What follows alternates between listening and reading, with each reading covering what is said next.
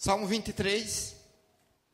O Senhor é o meu pastor, nada me faltará. Vamos todos juntos dizer: o Senhor é meu pastor, nada me faltará. Senhor, nos dá a compreensão da tua palavra. Que nós possamos, Senhor Deus, sair daqui diferente da forma como entramos. Que tu venhas me dar inspiração, que tu venhas, ó Deus, falar à tua igreja nesta noite. Que nesta noite, Senhor, nós venhamos conhecer o verdadeiro pastor. E o que este pastor faz por cada um de nós. Ó Deus amado, muitas vezes somos incrédulos, muitas vezes estamos distantes de ouvir a tua voz.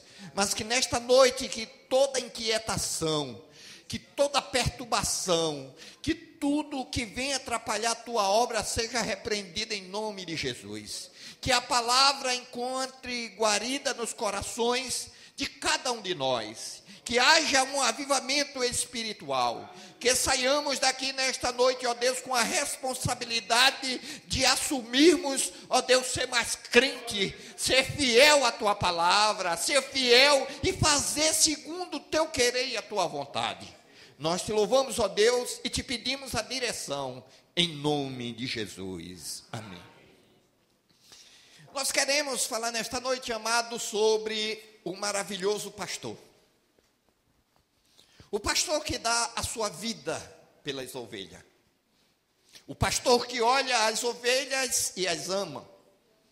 O pastor que sente desejo de estar com as ovelhas e as ovelhas sentem desejo de estar com o pastor. O pastor que muitas vezes não é levado a sério. Mas o pastor leva tudo a sério. O maravilhoso pastor do Salmo 23 é o pastor que contempla a face de cada uma das suas ovelhas e se dá, e se envolve, e ele fica intranquilo quando ele vê a sua ovelha desapercebida, a sua ovelha sofrendo, a sua ovelha distante, a sua ovelha desatento à sua voz, a sua ovelha desamparada, a sua ovelha em aflição. O verdadeiro pastor é aquele que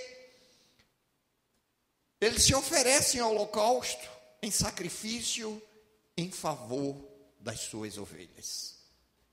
Este pastor, bem conhecido no Salmo 23, Davi, quando ele expressa essas palavras: ao Senhor meu pastor, nada me faltará, é que Davi conhecia muito este pastor. Davi tinha intimidade deste pastor. E eu gostaria, amado, de saber se nós temos essa intimidade de dizer que o Senhor é o meu pastor e nada nos faltará. Ou simplesmente nós estamos dizendo o verso por dizer. Muitas vezes nós pegamos uma prática de falar de um versículo, mas que aquele versículo nada fala ao nosso coração. Mas Davi expressa aqui, no fundo do seu coração, e com uma certeza clara e absoluta, que o Senhor Jesus Cristo, o Deus dos exércitos, é o seu pastor, nada lhe faltaria. Mas muitas vezes, amado, esse maravilhoso pastor está tão presente nas nossas vidas, e nós não sentimos a presença desse pastor. Mas esse pastor, ele está pastoreando as suas ovelhas, mesmo sem ser percebido, mesmo algumas pessoas achando que ele está distante, que ele não está operando, que ele não está fazendo milagre, que ele não está protegendo, e alguns até pensam que ele está dormindo, e alguns até pensam que ele não mais o ama. Mas o maravilhoso pastor, irmão, está aqui no Salmo 23. E essa declaração possessiva de Davi, ela nos mostra como este pastor pastoreia e nos cerca, nos protege, e nós, muitas vezes, nem percebemos. Ele nos cerca, Ele nos protege e muitas vezes não percebemos. Eu quero citar algumas áreas que esse pastor, ele faz conosco. Algumas áreas que estão no Salmo 23 e que muitas vezes passa despercebido à nossa vista do que este pastor tem feito e faz por cada um de nós. Amém? A primeira coisa é que esse pastor, ele nos oferece descanso. Diga comigo, este pastor, ele nos oferece descanso. Versículo 2, ele diz assim: ele me faz repousar. E esse descanso, esse repouso que o verdadeiro pastor nos dá, não é um descanso qualquer, não é simplesmente você ir para uma cama e dormir 2, 3 horas e achar que você já descansou da sua labuta, do seu sacrifício. Não, o descanso que este pastor dá, este repouso que este pastor dá, ele dá eternamente para nós, amado. Na eternidade nós vamos ter o repouso eterno. Este pastor não dá um repouso temporário, passageiro, efêmero. O repouso que este pastor dá para cada um de nós, esse descanso, é um descanso sublimiar, é um descanso que nós sentimos, e nos sentimos aliviados, sentimos a presença desse pastor, e a presença desse pastor nos dá o repouso que eu e você necessitamos. Muitas vezes estamos em aflição, muitas vezes estamos num beco sem saída, mas este pastor se apresenta a nós e diz: meu filho, não temas, porque eu sou contigo. Eu quero que você aprenda a descansar nas minhas mãos e compreender que eu sou o seu verdadeiro pastor. Ele nos faz repousar em pastos verdejantes, refrigera a nossa alma, leva-nos à água tranquila, descanso nos momentos de tribulação. Ele só dá descanso quando você precisa. Diga comigo, ele, o verdadeiro pastor, ele só dá descanso conforme a nossa necessidade. Quando ele vê que você pode lutar, quando ele vê que você tem força para lutar, ele diz: não, meu filho resolve. Mas quando ele olha para a ovelha e vê a ovelha cansada, sem força, ele diz: meu filho, eu vou agir por você. Pode ficar tranquilo, descanse, que a peleja não é vossa, a peleja é minha. Pare, reflita, veja o que eu vou fazer por você. O que você tem que fazer é estar parado, descansando, porque eu agirei em vosso favor. Então, a primeira área desse pastoreio, desse verdadeiro pastor, é que ele nos leva a descansar. Ele nos ensina a descansar nele, a confiar nele. Jesus Cristo disse: vinde a mim, todos vós que estáis cansados, oprimidos, sobrecarregados, e eu vos aliviarei. Não é? Pedro diz: lançai sobre ele todas as vossas ansiedades, porque ele tem cuidado de vós. Pedro falando também aos jovens, vós sois forte, sois forte, e vós tem vencido o maligno, com a força do Senhor, com o descanso que o Senhor nos dá, nós vencemos toda e qualquer dificuldade. Agora, preste bem atenção, porque este verdadeiro pastor, na área de pastorear, ele nos dá o descanso. Por quê? Ovelha cansada não pensa direito, é imprudente, toma decisões precipitadas. Ele diz: não, tenho que dar descanso às minhas ovelhas. Ovelha cansada troca de pastor de uma hora para outra. Ovelha cansada não tem senso de humor. Ovelha cansada é uma pessoa intranquila, é uma pessoa perturbada, é uma pessoa sem senso. E ele diz: não, vou dar descanso a minhas ovelhas, para que elas pensem e sintam o refrigério.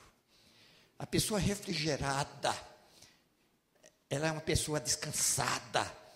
A mente, o coração está calmo e não toma decisão precipitada. Não deixa o caminho, não deixa a trilha, mas segue, sabendo que o Senhor está lhe oferecendo o descanso, está lhe oferecendo o braço amigo. Então, a primeira área desse verdadeiro pastor é que ele nos oferece o descanso. Segundo, o pastoreio deste pastor, ele nos pastoreia com direção. Amém?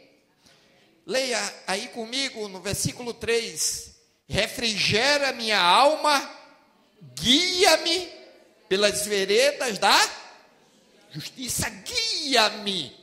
Ele está nos guiando, amado. Ele está nos mostrando a direção. Ele está dizendo: meu filho, é por aqui que eu quero que você ande. Minha filha, a trilha, a direção é esta. Esta é a porta. Se você entrar por mim, entrará e sairá e achará pastagem. Eu quero que você me siga. Eu não quero que você siga a outra pessoa, ou a outra denominação, ou a outro pastor. Eu quero ser o seu pastor, e eu tenho essa direção para a sua vida. Sabe por quê, meu filho? Porque eu sou o caminho, a verdade e a vida, e ninguém vai ao Pai a não ser por mim. É a minha direção que você tem que seguir.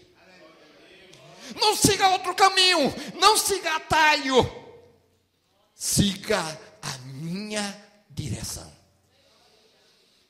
E a direção do Senhor, amado, é uma direção que nos mostra alvos para serem alcançados. Como, por exemplo, Deus nos leva à direção da santidade. Deus nos leva para vivermos uma vida de santidade, e Ele nos mostra o caminho para vivermos na santidade. E essa santidade, amado, não é qualquer santidade, mas uma santidade que agrade ao coração de Deus. Ele nos mostra o caminho e como nós devemos encontrá-lo. É através da oração, é através da súplica, é através da busca. Buscai ao Senhor enquanto se pode achar, invocai-o enquanto está perto. Ele nos mostra a direção, Ele nos dá toda a direção, toda a diretrizes para que nós possamos segui-lo. Ele diz: eu sou o bom pastor, as minhas ovelhas ouvem a minha voz e segue-me. Direção. Nós precisamos ter uma direção. Sem essa direção nós vamos nos perder. Quando nós olhamos para o Velho Testamento, aquele povo saiu do Egito e passou 40 anos no deserto. Irmãos, era uma passagem, era uma viagem de 11 dias, do Egito para Canaã. Mas o povo era rebelde, o povo queria seguir o seu próprio caminho. E Deus fez o povo circular, o povo se perder, o povo perder a direção.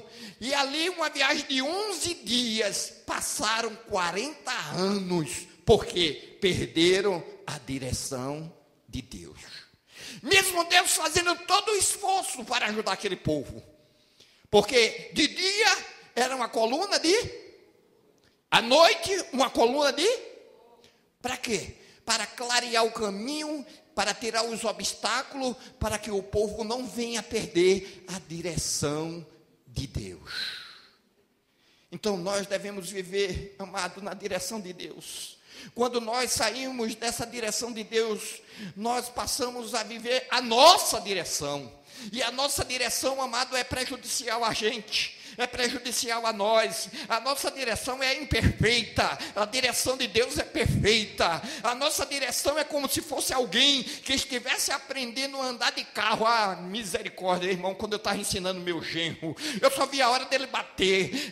Não, bota para cá, Léo. Não, Léo, é para lá, Léo. Quando a pessoa está aprendendo é assim, fica de um lado, fica para outro, sem direção. Mas o Senhor, a direção do Senhor é reta, a direção do Senhor é perfeita, a direção do Senhor nos leva a caminho de refrigério para a glória e louvor do seu nome. Não andamos cambaleando como Léo na direção. A direção é reta, a direção do Senhor. Ovelha segue, bode pula muro, pula calçada e perde a direção. Mas a ovelha segue o seu pastor. Jesus abre as portas, as ovelhas conhecem a sua voz e elas o seguem na direção. Uma outra área deste pastor maravilhoso que ele tem nos oferecido é a sua presença. O maravilhoso pastor marca a sua presença no meio do seu povo. Versículo 4. Ainda que eu ande pelo vale da sombra da morte, não temerei mal nenhum. Por quê? Por quê? Porque Ele está conosco, a presença dEle é contínua em nossas vidas, irmãos. Por isso nós não devemos nos assombrar. 1000 cairão à tua direita e 10.000 à tua esquerda, mas tu não serás atingido, porque o nosso Deus está conosco. O próprio Filho de Deus disse: eis que estou convosco todos os dias, até a consumação do século. Ele prometeu enviar o Espírito Santo de Deus para nos dar direção, para estar presente em nossas vidas, todos os momentos. Se nos jogarmos lá na fornalha ardente, Ele estará conosco. Se jogarmos ali na cova dos leões, Ele estará conosco. Se nós jogarmos em qualquer precipício que seja, Ele estará conosco, porque a promessa dEle jamais será invalidada.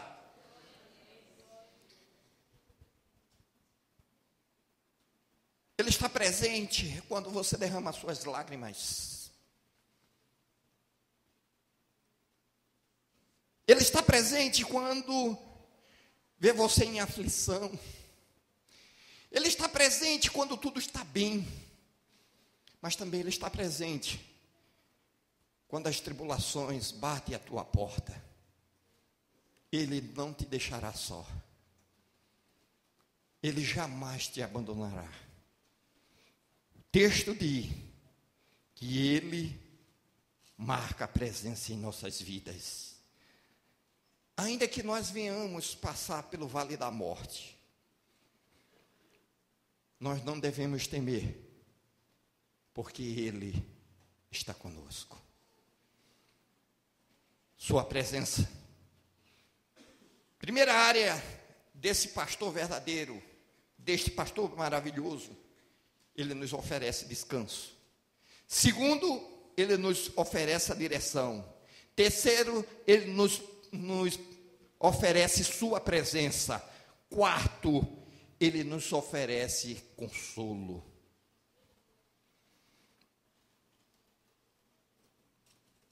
Versículo 4. Ainda que eu ande pelo vale da sombra da morte, não temerei mal nenhum, porque tu estás comigo. O quê? O teu bordão e o teu cajado. Já pensou? O teu bordão e o teu cajado me consolam. Naquele tempo da história, nessa época de Jesus, e até na história da igreja primitiva, os pastores eram acostumados a usar um cajado. Aquela madeira, ela tinha tinha duas funções. Tanto era cajado, como era para consolar, era o bordão. Tanto arrastava a ovelha para a disciplina, como também consolava as ovelhas. A tendência de ovelha, muitas vezes, é deixar o caminho do pastor. E tem umas que são rebeldes, malcriadas. E tem hora que o pastor precisa usar a disciplina. Eu contei quarta-feira aqui, mas eu vou repetir, quinta-feira, mas eu vou repetir. Por que o Senhor nos disciplina? Ia passando uma jovem em uma casa muito simples de um pastor. Pastor do deserto é pessoas simples, que vive do pastoreio. Mas aquela jovem notou que tinha uma ovelhinha berrando demais, chorando demais, sofrendo demais. Ela percebeu que ela estava com uma das patas quebradas. E ela se condoeu com aquela situação daquela ovelhinha. Aí ela bateu na porta daquele pastor. Saiu um senhor já de certa idade, maduro, experiente. Pois não, ela disse: essa ovelhinha daqui é do Senhor ou é de outro aprisco? O pastor disse: não, é minha ovelha. Mas o senhor não notou que ela está com a perna quebrada? Não, notei. E o senhor não está fazendo nada para curar? Eu estou fazendo sim. E o que foi que aconteceu com ela? Por que ela está com a perna quebrada? O pastor respondeu: eu quebrei a perna dela. Mas como é que pode? O senhor é o pastor, como é que o senhor vai e quebrou a perna da ovelhinha, e essa ovelhinha passa o dia todinho sofrendo? Moça, você está falando pelo emocional, não pela razão. Muitas vezes acontece isso na igreja, a gente vai pelo emocional do que pela razão. Você não sabe por que eu quebrei a perninha dessa ovelha. Então eu vou te contar. Todos os dias, quando eu saía com as demais ovelhas, com todas as ovelhas, essa ovelha se desviava do caminho. Ia 99 para um lado e ela ia para um outro lado. E o lado que ela ia era um lado de precipício, era um lado onde tinha muito lobos. E eu todos os dias ia atrás dessa ovelhinha e eu me cansei. Eu achei que eu deveria disciplinar essa ovelhinha. Ela teria que aprender que ela tem um pastor, que ela não pode ir para qualquer canto, que ela não pode ter uma direção própria. Quem dá a direção é o pastor. Agora eu vou te dizer porque eu quebrei a perninha dessa ovelhinha. É porque, em primeiro lugar, essa ovelhinha não conhece o seu pastor. Então, durante esses dias que ela tiver com a perna quebrada, eu vou estar colocando ela no meu colo, nos meus braços. Vou estar alimentando ela com as minhas mãos. Ela vai sentir o meu consolo, o meu afago. Ela vai sentir o meu cheiro. Ela vai perceber a minha voz. E nesse período de 30 dias é o período que ela ficará curada dessa patinha e não mais se desviará do caminho, do caminho. Ela não procurará precipício, ela não procurará outra direção, mas ela vai seguir o verdadeiro pastor dela. Ela vai sentir o meu cheiro e vai me seguir.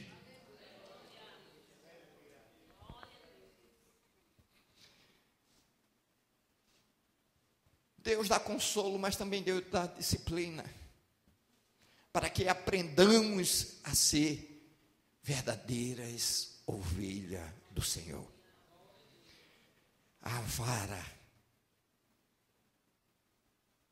o pastor quebra a perna da ovelha desgarrada, o disciplina e traz consolo, para que ela aprenda o verdadeiro pastor. Uma outra área do pastoreio desse, o Senhor é o meu pastor e nada me faltará, é que esse pastor é um pastor que nos ensina a nos reconciliarmos.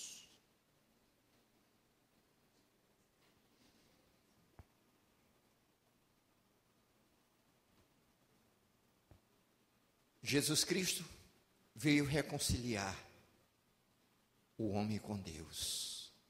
Esse pastor veio nos reconciliar com Ele. Ele veio nos ensinar o valor da reconciliação, o valor do perdão. Ele veio nos ensinar, amado, que a reconciliação é bom para você. A reconciliação nos faz reviver. A reconciliação nos dá uma altivez de podermos dizer que somos filhos de Deus, porque a palavra de Deus diz: se você não perdoa, você não é filho de Deus. Mas se você aprendeu a perdoar, se reconciliar com o seu inimigo, você se torna amigo de Deus, filho de Deus, para a glória de Deus. Então ele veio nos ensinar a reconciliação. Versículo 5: prepara-me uma mesa perante ou na presença dos meus. Reconciliação.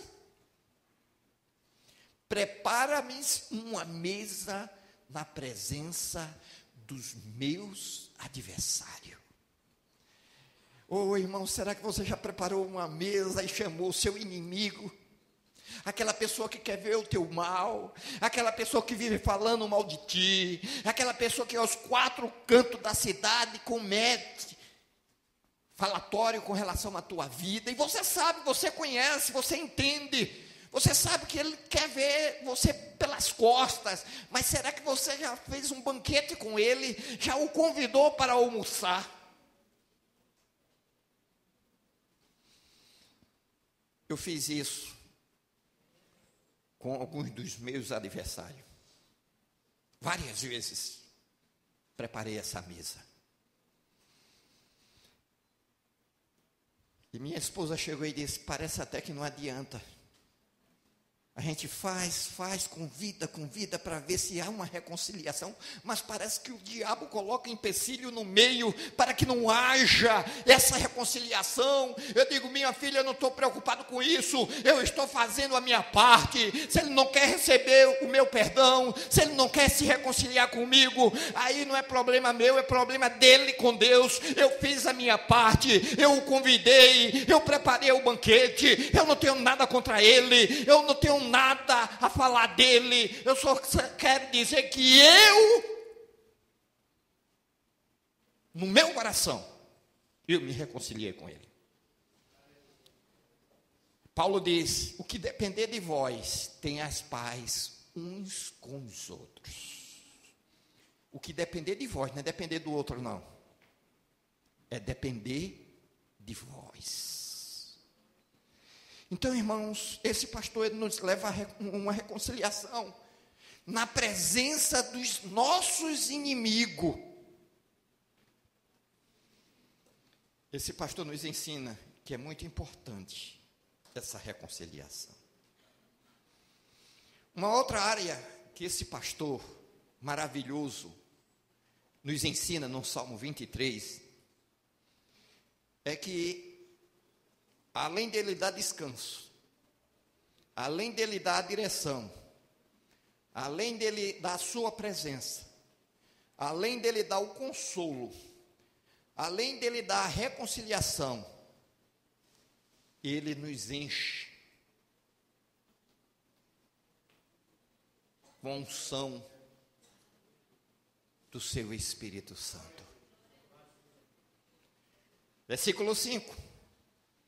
Preparas-me uma mesa na presença dos meus adversários, o quê?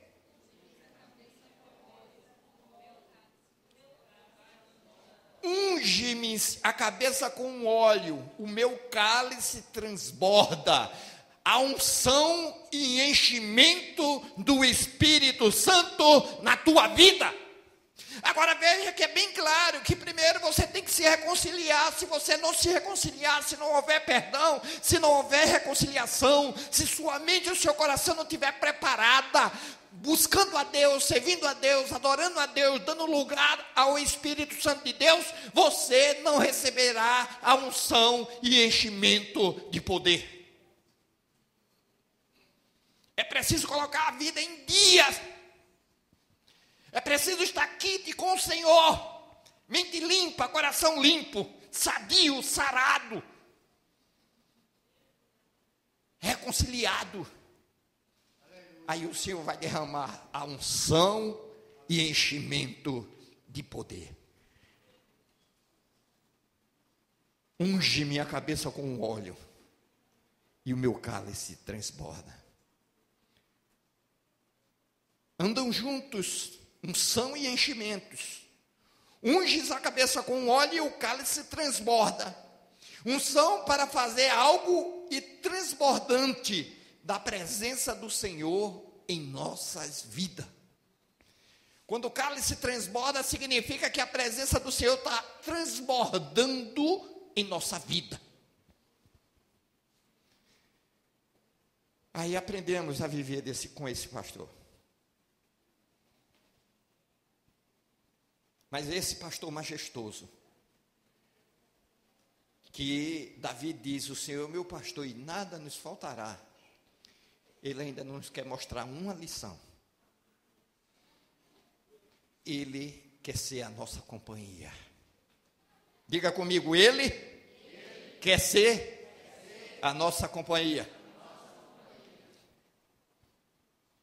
Versículo 6. Bondade e misericórdia certamente me seguirão. Companhia. Se alguém te segue é porque é teu companheiro. Está ao teu lado. E o Senhor disse que Ele nos seguiriam. Certamente me seguirão todos os dias da minha vida missionariana. Ele não está dizendo que é um dia, que é 2 dias, que é 3 dias. Ele está dizendo aqui que durante a vida que nós vivermos, Ele será a nossa companhia. Muitas vezes nós contraímos uma amizade e essa amizade dura alguns meses, talvez alguns anos, mas o Senhor está dizendo que Ele nos seguirá todos os dias da nossa vida. Pode uma mãe esquecer do seu filho que amamenta, todavia, o Senhor jamais se esquecerá. Ele estará conosco, porque Ele é a nossa companhia. Nos momentos de aflições, Ele é a nossa companhia. No momento de alegria, Ele é a nossa companhia. No momento de dúvida, Ele é a nossa companhia. A bondade e a misericórdia do Senhor nos acompanham todos os dias da nossa vida.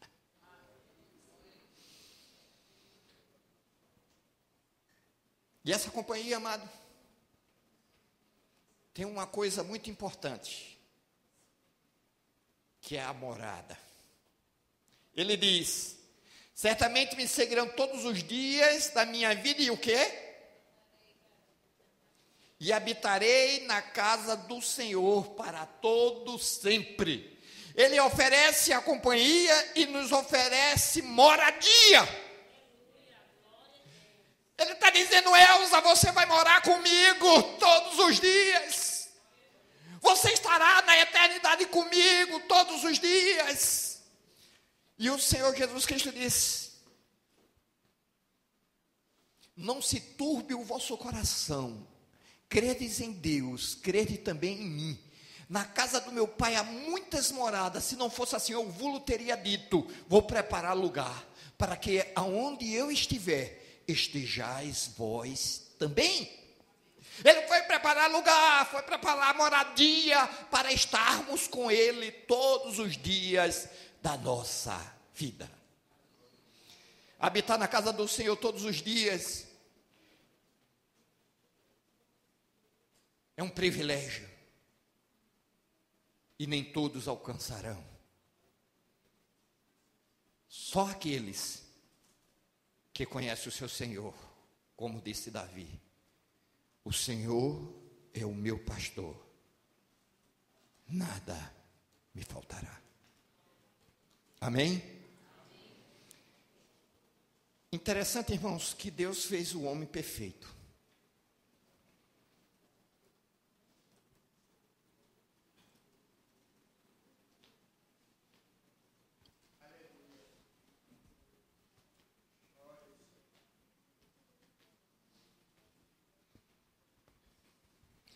Como é límpida essa água? Chama-se de mineral porque ela passou num teste. Não sei se a fonte é correta. É correta? Tem um selo de garantia? Porque nela não tem bactéria. Ela é pura, é mineral. Deus fez o homem assim, sem pecado, límpido. Mas na trajetória do homem veio o pecado.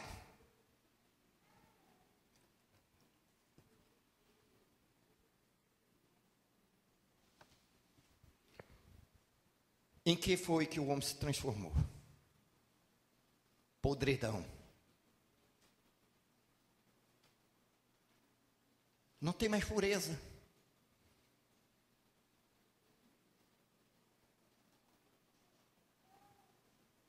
O homem se perdeu porque procurou os seus próprios caminhos, se desviou do caminho. Mas Deus olhou para esse homem pobre, imundo, podre, no lamaçal de pecado, e teve misericórdia. Aprove a Deus enviar o seu Filho unigênito, para que todo aquele que nele crê não pereça, mas tenha a vida eterna. Jesus Cristo foi crucificado no meio de 2 salteadores. A palavra de Deus diz em Isaías que ele levou sobre si as nossas dores e as nossas enfermidades. O castigo que era sobre nós, ele levou consigo. O homem estava morto no delitos e no pecado. Mas com a crucificação de Cristo, ele mudou esse quadro.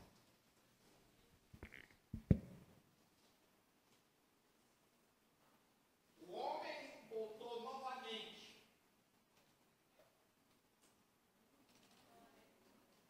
a ser purificado. Amém. Para que o nome de Jesus viesse ser glorificado através do homem. É isso que o Senhor quer fazer conosco, amigo. A você que ainda não tem a Jesus,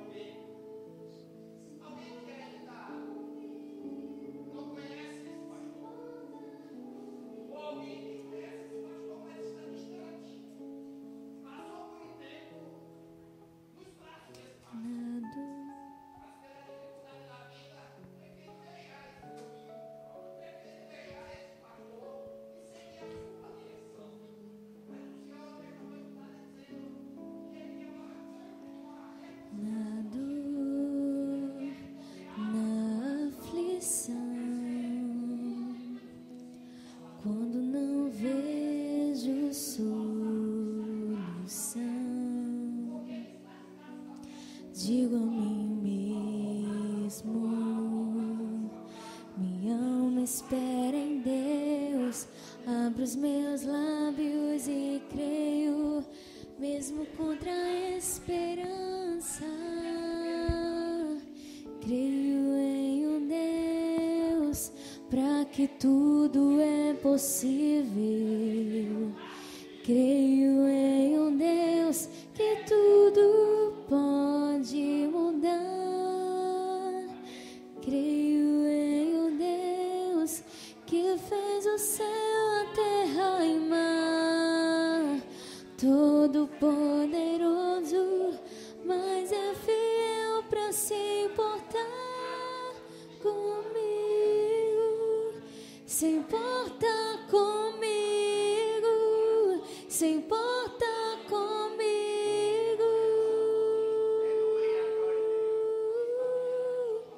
Se importa contigo, se importa contigo, Ele se importa contigo. Se importa contigo.